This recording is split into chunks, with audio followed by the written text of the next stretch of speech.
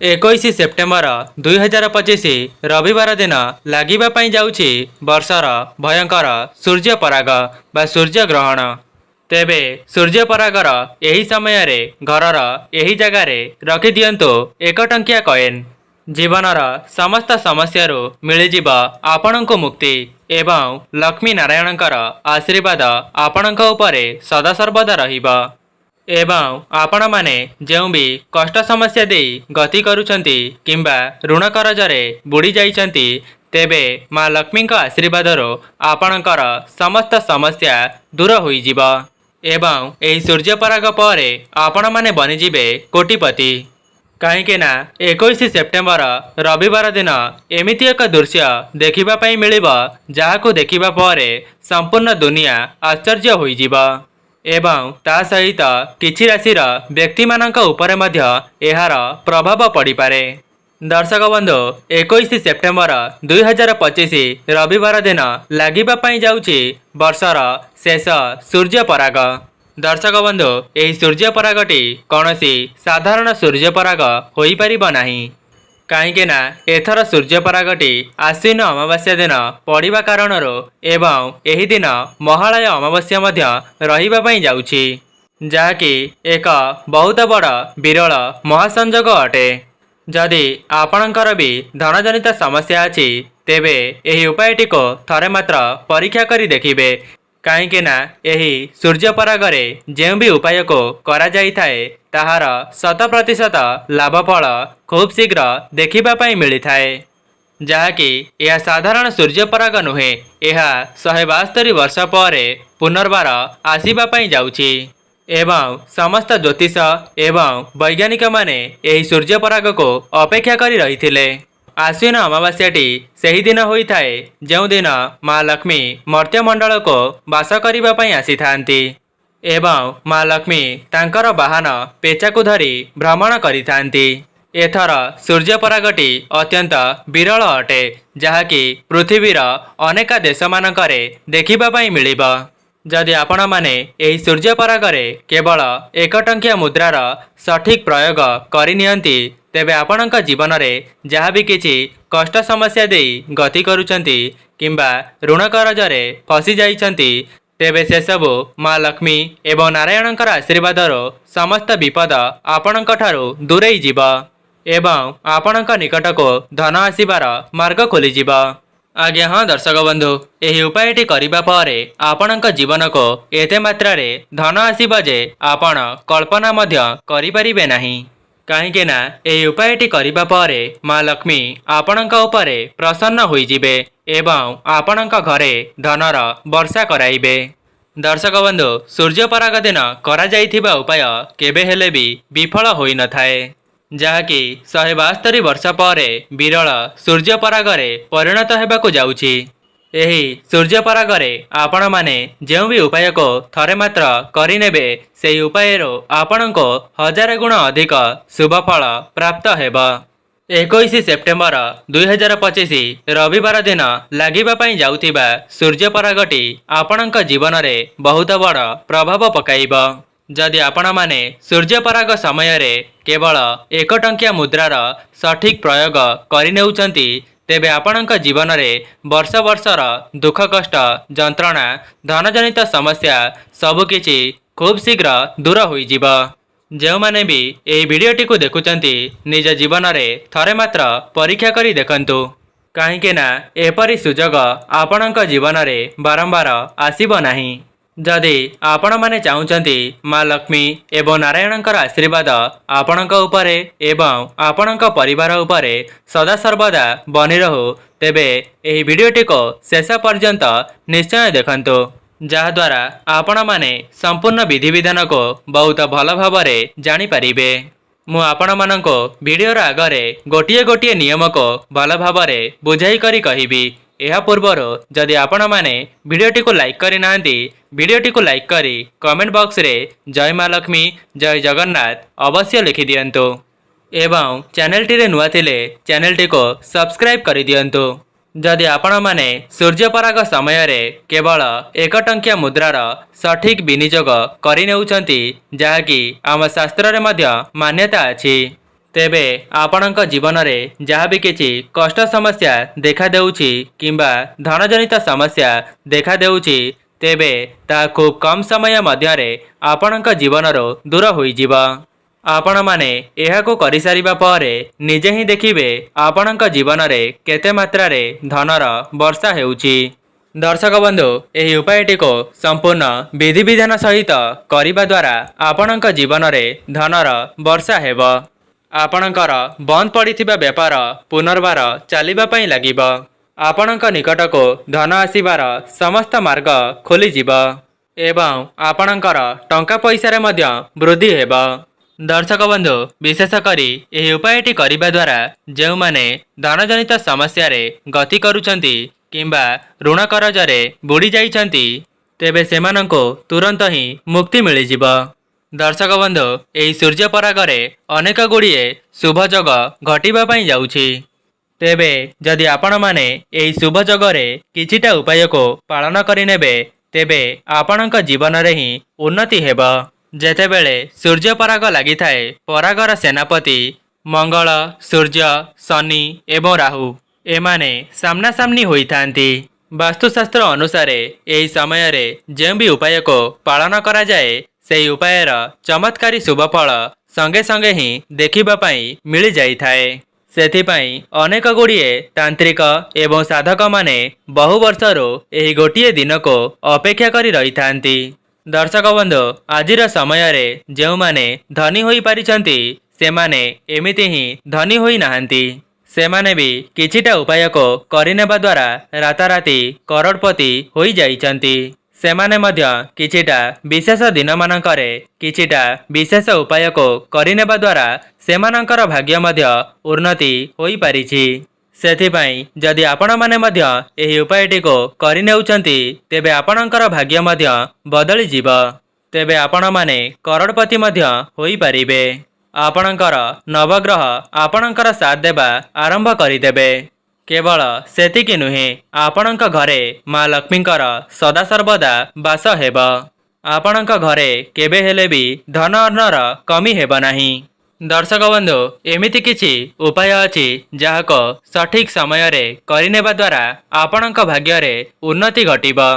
ସେଥିପାଇଁ କେବଳ ଆପଣଙ୍କ ପାଇଁ ନୁହେଁ, ଆପଣଙ୍କ ପରିବାରର ଉନ୍ନତି ପାଇଁ ଥରେ ମାତ୍ର ନିଶ୍ଚୟ ଦେଖନ୍ତୁ ଏବଂ ଭିଡ଼ିଓର ଆଗରେ କୁହାଯାଉଥିବା ଉପାୟ ଗୁଡ଼ିକୁ ଥରେ ମାତ୍ର ପରୀକ୍ଷା କରି ଦେଖନ୍ତୁ। ଦର୍ଶକ ବନ୍ଧୁ, ପ୍ରଥମ ଉପାୟଟି ହେଉଛି ଆପଣଙ୍କର ଧନଜନିତ ସମସ୍ୟାକୁ ଦୂର କରିବା ପାଇଁ ଏବଂ ଆପଣଙ୍କ ଘରକୁ ଧନର ଆଗମନ କରାଇବା ପାଇଁ।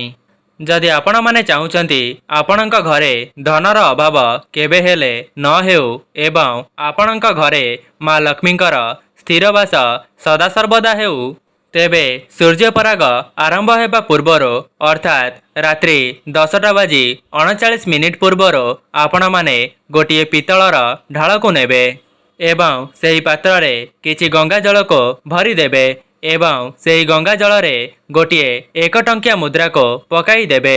ଏହାପରେ ଆପଣମାନେ ସେହି ପାତ୍ରଟିକୁ ନେଇ ଆପଣଙ୍କର ଛାତ ଉପରକୁ ଚାଲିଯିବେ ଏବଂ ଆପଣମାନେ ସେହି ପାତ୍ରଟିକୁ ଏପରି ଜାଗାରେ ରଖିବେ ଯେଉଁ ଜାଗାରେ ଆପଣଙ୍କର କୌଣସି ଛାଇ ହେଉନଥିବ, ଅର୍ଥାତ୍ ଖୋଲା ଜାଗାରେ ହିଁ ସେହି ପାତ୍ରଟିକୁ ରଖିଦେବେ। ଏବଂ ସୂର୍ଯ୍ୟପରାଗଟି ଅମାବାସ୍ୟାରେ ପଡ଼ୁଥିବା କାରଣରୁ ମା ଲକ୍ଷ୍ମୀ ମଧ୍ୟ ମର୍ତ୍ତ୍ୟମଣ୍ଡଳରେ ଅବତରଣ କରିଥାନ୍ତି ଏବଂ ସୂର୍ଯ୍ୟପରାଗର ପରଦିନ ଅର୍ଥାତ୍ 22 ସେପ୍ଟେମ୍ବର ଦିନ ଆପଣମାନେ ଯେଉଁ ପାତ୍ରଟିକୁ ଛାତ ଉପରେ ରଖିଥିଲେ, ସେହି ପାତ୍ରଟିକୁ ଆଣି ସେହି ପାତ୍ରରୁ 1 ଟଙ୍କିଆ ମୁଦ୍ରାକୁ ବାହାର କରିଦେବେ ଏବଂ ଆପଣମାନେ ଯେଉଁ ଜାଗାରେ ଧନକୁ ରଖୁଛନ୍ତି, ସେହି ଧନ ରଖୁଥିବା ସ୍ଥାନରେ ସେହି 1 ଟଙ୍କିଆ ମୁଦ୍ରାକୁ ରଖିଦେବେ। କେବଳ ସୂର୍ଯ୍ୟପରାଗ ସମୟରେ ଏହି ଉପାୟଟିକୁ ପରୀକ୍ଷା କରି ଦେଖନ୍ତୁ।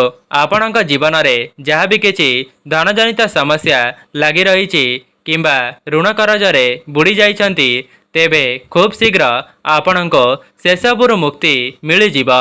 ଆଜ୍ଞା ହଁ ଦର୍ଶକ ବନ୍ଧୁ, ଯେଉଁ ଉପାୟଟି ମୁଁ ଆପଣମାନଙ୍କ ଆଗରେ କହି ରଖିଲି, ଏହି ଉପାୟଟିକୁ ସୂର୍ଯ୍ୟପରାଗ ସମୟରେ କରିନେବା ଦ୍ୱାରା ଆପଣଙ୍କର 1 ମାସ ମଧ୍ୟରେ ସମସ୍ତ ଋଣ କରଜ ଶୁଝିଯିବ ଏବଂ ଆପଣଙ୍କ ନିକଟକୁ ଧନ ଆସିବାର ମାର୍ଗ ମଧ୍ୟ ଖୋଲିଯିବ। ତା ସହିତ ସେହି 1 ଟଙ୍କିଆ କଏନ୍ଟି ମା ଲକ୍ଷ୍ମୀଙ୍କର ଆଶୀର୍ବାଦ ହୋଇଯିବ। ଆପଣମାନେ ସେହି କଏନ୍ଟିକୁ ଯେଉଁ ଜାଗାରେ ରଖିବେ ସେହି ଜାଗାରୁ ହିଁ ମା ଲକ୍ଷ୍ମୀଙ୍କର ଆଶୀର୍ବାଦ ଆପଣଙ୍କ ଉପରେ ରହିବା ଆରମ୍ଭ ହୋଇଯିବ। ଦର୍ଶକ ବନ୍ଧୁ, ଏହି ଉପାୟଟି ତନ୍ତ୍ରଶାସ୍ତ୍ରରେ ସମ୍ପୂର୍ଣ୍ଣ ଭାବରେ ବର୍ଣ୍ଣିତ ଅଛି। ଦର୍ଶକ ବନ୍ଧୁ, ଏବେ ଆସନ୍ତୁ ଜାଣିବା ଦ୍ୱିତୀୟ ଉପାୟ ବିଷୟରେ।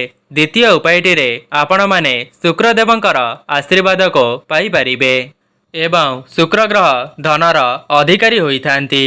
ଶୁକ୍ର ଗ୍ରହଙ୍କର ନିୟନ୍ତ୍ରଣ ମା ଲକ୍ଷ୍ମୀଙ୍କ ହାତରେ ହୋଇଥାଏ। ଶୁକ୍ରଦେବଙ୍କର ଆଶୀର୍ବାଦ ଯେଉଁ ବ୍ୟକ୍ତିଙ୍କ ଉପରେ ରହିଯାଇଥାଏ ସେହି ବ୍ୟକ୍ତି ଧନଜନିତ ଯେଉଁ ବି ନିଷ୍ପତ୍ତି ନେଇଥାନ୍ତି ଶୁକ୍ରଦେବ ସେମାନଙ୍କ ସାଥିରେ ସଦାସର୍ବଦା ରହିଥାନ୍ତି। ଦର୍ଶକ ବନ୍ଧୁ, ଯେଉଁ ଉପାୟଟି ମୁଁ ଆପଣମାନଙ୍କୁ ବତାଇବା ପାଇଁ ଯାଉଛି ଧନୀ ଲୋକମାନେ ମଧ୍ୟ ସେହି ଉପାୟଟିକୁ କରି ଧନବାନ ହୋଇପାରିଛନ୍ତି। ଯାହାକି ଏହି ଉପାୟଟି ବହୁତ ସରଳ ହେଲେ ମଧ୍ୟ ଅତ୍ୟନ୍ତ ଚମତ୍କାରୀ ହୋଇଥାଏ। ଦର୍ଶକ ବନ୍ଧୁ, ସୂର୍ଯ୍ୟ ପରାଗ ଦିନ ପରାଗ ଲାଗିବା ପୂର୍ବରୁ ଆପଣମାନେ ସ୍ନାନ କରିନେବେ ଏବଂ ଲାଲ ରଙ୍ଗର ବସ୍ତ୍ରକୁ ପରିଧାନ କରିନେବେ। କାହିଁକି ନା ମା ଲକ୍ଷ୍ମୀଙ୍କୁ ଲାଲ ରଙ୍ଗ ବହୁତ ପସନ୍ଦ ହୋଇଥାଏ। ଆପଣମାନେ 1 ଟଙ୍କାର 2ଟି କଏନ୍କୁ ନେବେ ଏବଂ ସେହି 2ଟି କଏନ୍କୁ ନେଇ ଆପଣଙ୍କର ଠାକୁର ଘରକୁ ଚାଲିଯିବେ ଏବଂ ସେହି 2ଟି କଏନ୍କୁ ଆପଣଙ୍କର ହାତରେ ରଖି ମା ଲକ୍ଷ୍ମୀଙ୍କର ବୀଜ ମନ୍ତ୍ରକୁ 11 ଥର ଜପ କରିବେ। କାହିଁକି ନା ମା ଲକ୍ଷ୍ମୀଙ୍କୁ 11 ସଂଖ୍ୟାଟି ବହୁତ ପ୍ରିୟ ହୋଇଥାଏ ଏବଂ ସେହି ବୀଜ ମନ୍ତ୍ରଟି ହେଉଛି ଓମ୍ ମହାଲକ୍ଷ୍ମୀସ୍ୟ ନମଃ। ଏହାପରେ ଆପଣମାନେ ଗୋଟିଏ କଏନ୍କୁ ଆପଣଙ୍କର ପର୍ସରେ ରଖିବେ ଏବଂ ଦ୍ୱିତୀୟ କଏନ୍ଟିକୁ ଆପଣମାନେ ଯେଉଁ ଘରେ ଅଧିକ ସମୟ ଅତିବାହିତ କରୁଥିବେ ସେହି ଘରେ ରଖିଦେବେ। ଦର୍ଶକ ବନ୍ଧୁ, ଯଦି ଆପଣମାନେ ସୂର୍ଯ୍ୟପରାଗ ଦିନ ଏହି ଉପାୟଟି କରିଦେଉଛନ୍ତି ତେବେ ଆପଣଙ୍କର ଶୁକ୍ର ଗ୍ରହ ମଜବୁତ ହୋଇଯିବେ ଏବଂ ଆପଣଙ୍କ ଜୀବନକୁ ଧନ ଆସିବାର ରାସ୍ତା ମଧ୍ୟ ଖୋଲିଦେବେ। ଯେଉଁମାନେ ବି ଏହି ଭିଡ଼ିଓଟିକୁ ଦେଖୁଛନ୍ତି ନିଜ ଜୀବନର ଉନ୍ନତି ପାଇଁ ଏହାକୁ କେବେ ହେଲେ ବି ହାତଛଡ଼ା କରିବେ ନାହିଁ। କାହିଁକି ନା ଏହି ବିରଳ ସୂର୍ଯ୍ୟପରାଗଟି ଆପଣଙ୍କ ଜୀବନରେ ପୁନର୍ବାର ଆସିବ ନାହିଁ। ସେଥିପାଇଁ ଏହି ସୁବର୍ଣ୍ଣ ସୁଯୋଗଟିକୁ ଜମାରୁ ହେଲେ ହାତଛଡ଼ା କରନ୍ତୁ ନାହିଁ। ଦର୍ଶକ ବନ୍ଧୁ, ଏବେ ଆସନ୍ତୁ ଜାଣିବା ପରବର୍ତ୍ତୀ ଉପାୟ ବିଷୟରେ। ଏହି ଉପାୟଟି ସେହିମାନଙ୍କ ପାଇଁ ଯେଉଁମାନଙ୍କର ବ୍ୟାପାର ବାଣିଜ୍ୟଟି ବହୁତ ଲସ୍ରେ ଚାଲୁଛି କିମ୍ବା ସେମାନଙ୍କର ବ୍ୟାପାର ବାଣିଜ୍ୟ ବନ୍ଦ ହୋଇଯାଇଛି। ସେମାନେ ସେହି ବ୍ୟାପାର ବାଣିଜ୍ୟରୁ ଲାଭ କରିପାରୁନାହାନ୍ତି। ଯେଉଁମାନଙ୍କର ବ୍ୟାପାର ବାଣିଜ୍ୟଟି ଭଲ ଚାଲୁନାହିଁ ସେମାନଙ୍କର ବ୍ୟାପାର ବାଣିଜ୍ୟ ମଧ୍ୟ ଭଲରେ ଚାଲିବା ପାଇଁ ଲାଗିବ। ଦର୍ଶକ ବନ୍ଧୁ, 21 ସେପ୍ଟେମ୍ବର ସୂର୍ଯ୍ୟପରାଗ ଦିନ ଆପଣମାନେ ନିଜ ଠାକୁର ଘରକୁ ଯିବେ ଏବଂ ଠାକୁର ଘରେ ଗୋଟିଏ ଲାଲ ରଙ୍ଗର କପଡ଼ାକୁ ବିଛାଇ ଦେଇ ସେହି କପଡ଼ାରେ 1 ମୁଠି ଧନିଆକୁ ରଖିବେ ଏବଂ ତା ଉପରେ ଗୋଟିଏ 1 ଟଙ୍କିଆ ମୁଦ୍ରାକୁ ରଖିଦେଇ ତାହାର ଗୋଟିଏ ପୁଟୁଳିକୁ ପ୍ରସ୍ତୁତ କରିବେ ଏବଂ ସେହି ଧନିଆ ଉପରେ ଗୋଟିଏ 1 ଟଙ୍କିଆ ମୁଦ୍ରାକୁ ରଖିଦେଇ ତାହାର ଗୋଟିଏ ପୁଟୁଳିକୁ ପ୍ରସ୍ତୁତ କରିବେ ଏବଂ ସେହି ପୁଟୁଳିଟିକୁ ହାତରେ ରଖିଦେଇ ଏହି ମନ୍ତ୍ରଟିକୁ ଜପ କରିବେ ଏବଂ ସେହି ମନ୍ତ୍ରଟି ହେଉଛି ଓମ୍ ଶ୍ରୀ ଶ୍ରେୟା ନମଃ। ଏହି ମନ୍ତ୍ରଟିକୁ 11 ଥର ଜପ କରିବେ।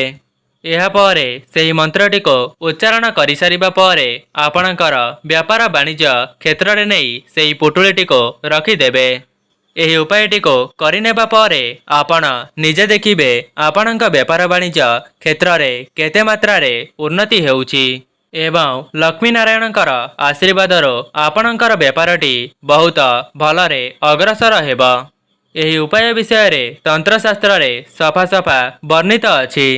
ଦର୍ଶକ ବନ୍ଧୁ, ଏବେ ଆସନ୍ତୁ ଜାଣିବା ଚତୁର୍ଥ ଉପାୟ ବିଷୟରେ। ଏହି ଉପାୟଟି କରିବା ଦ୍ୱାରା ଆପଣଙ୍କର ନବଗ୍ରହ ମଜବୁତ ହେବା ସହିତ ଆପଣଙ୍କୁ ଧନ ମିଳିବାର ମାର୍ଗ ମଧ୍ୟ ଖୋଲିଯିବ। ଆପଣଙ୍କ ଭାଗ୍ୟରେ ଉନ୍ନତି ଘଟିବ। ଦର୍ଶକ ବନ୍ଧୁ, ସୂର୍ଯ୍ୟପରାଗ ସମୟରେ ଆପଣମାନେ ଗୋଟିଏ ଧଳା ରଙ୍ଗର କପଡ଼ାକୁ ଆଣିବେ ଏବଂ ସେହି କପଡ଼ା ଉପରେ ଗୋଟିଏ ତାଲା ଚାବିକୁ ରଖିବେ ଏବଂ ସେହି ତାଲା ଚାବିରେ ଗୋଟିଏ 1 ଟଙ୍କିଆ ମୁଦ୍ରାକୁ ରଖିଦେଇ ତାହାର ଗୋଟିଏ ପୁଟୁଳିକୁ ପ୍ରସ୍ତୁତ କରିବେ। ଦର୍ଶକ ବନ୍ଧୁ, ଏହାପରେ ସୂର୍ଯ୍ୟଗ୍ରହଣ ଆରମ୍ଭ ହେବା ପୂର୍ବରୁ ଏହାକୁ ନେଇ ଆପଣଙ୍କ ଛାତ ଉପରେ ରଖିଦେବେ। ଦର୍ଶକ ବନ୍ଧୁ, ଏହି ସୂର୍ଯ୍ୟପରାଗଟି ଆମର 21 ସେପ୍ଟେମ୍ବର ରାତ୍ରି 10:39 ଆରମ୍ଭ ହୋଇ ରାତ୍ରି 3:23 ସମାପନ ହେବ। ଆପଣମାନେ ସେହି ତାଲା ଚାବିଟିକୁ ନେଇ ରାତ୍ରି 10:39 ପୂର୍ବରୁ ଆପଣଙ୍କର ଛାତ ଉପରେ ରଖିଦେବେ ଏବଂ ସୂର୍ଯ୍ୟପରାଗର ପରଦିନ ଅର୍ଥାତ୍ 22 ସେପ୍ଟେମ୍ବର ଦିନ ଆପଣମାନେ ସେହି ତାଲା ଚାବିକୁ ନେଇ କୌଣସି ଏକ ମନ୍ଦିରରେ ପୂଜକଙ୍କୁ ଦେଇଦେବେ। ଯଦି ଆପଣମାନେ ସୂର୍ଯ୍ୟପରାଗର ଏହି ସମୟରେ ଏହି ଉପାୟଟି କରିନେଉଛନ୍ତି ତେବେ ବିଶ୍ୱାସ ରଖନ୍ତୁ ଆଗାମୀ ଦିନମାନଙ୍କରେ ଆପଣଙ୍କର ଭାଗ୍ୟ ପରିବର୍ତ୍ତନ ହୋଇଯିବ ଏବଂ ଆପଣଙ୍କର ବନ୍ଦ ହୋଇ ରହିଥିବା ଭାଗ୍ୟର ତାଲା ମଧ୍ୟ ଖୋଲିଯିବ। ଯେଉଁମାନଙ୍କର ଭାଗ୍ୟ ଖରାପ ଥିଲା ସେମାନଙ୍କର ଭାଗ୍ୟ ମଧ୍ୟ ସେମାନଙ୍କର ସାଥ ଦେବା ଆରମ୍ଭ କରିଦେବ।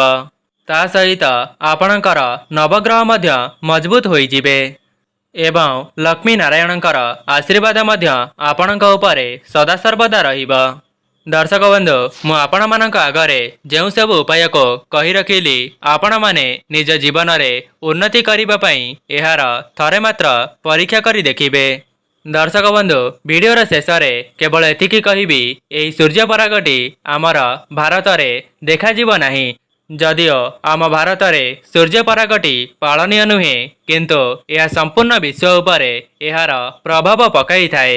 ସେଥିପାଇଁ ଆପଣମାନେ ଏହି ବିରଳ ମହାସଂଯୋଗରେ ଏହି ଉପାୟଟିକୁ କରିନେବା ଦ୍ୱାରା ଆପଣଙ୍କର ହିଁ ମଙ୍ଗଳ ହେବ। ତେବେ ଦର୍ଶକ ବନ୍ଧୁ, ଯଦି ଆପଣମାନଙ୍କୁ ଏହି ଭିଡ଼ିଓଟି ଭଲ ଲାଗିଥାଏ ଭିଡ଼ିଓଟିକୁ ଲାଇକ୍ କରି କମେଣ୍ଟ ବକ୍ସରେ ଜୟ ମା ଲକ୍ଷ୍ମୀ, ଜୟ ଜଗନ୍ନାଥ ଅବଶ୍ୟ ଲେଖିଦିଅନ୍ତୁ। ଚ୍ୟାନେଲଟିରେ ନୂଆ ଥିଲେ ଚ୍ୟାନେଲଟିକୁ ସବସ୍କ୍ରାଇବ୍ କରିଦିଅନ୍ତୁ।